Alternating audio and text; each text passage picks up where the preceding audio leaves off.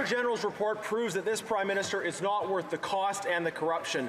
Most of the government's $200 million in contracts with their friends at McKinsey broke the rules. Liberals are tight with McKinsey. The former ambassador to China and head of the Prime Minister's Economic Advisory Panel came from McKinsey. The policy director to the former Minister of Public Services and Procurement was also McKinsey. This government serves McKinsey consultants and scandalizes Canadians.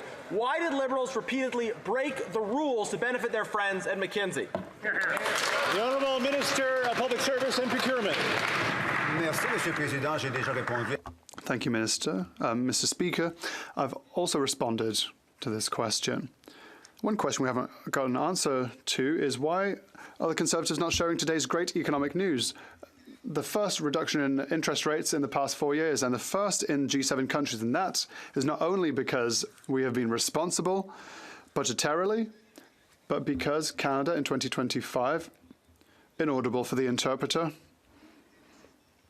investments in dental care, investments in healthcare and childcare, especially throughout Canada, and investments in home building. For Sherwood Park, for Saskatchewan.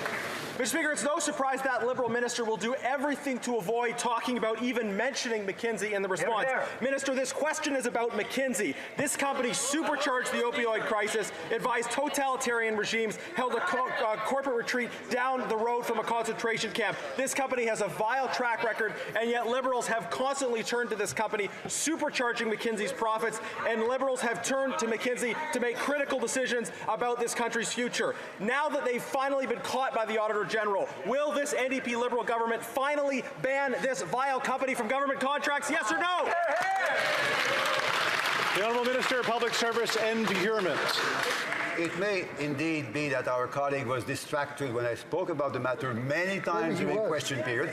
I'm happy to repeat the same answer to the same question, which is the fact that we thank the Auditor General for her report.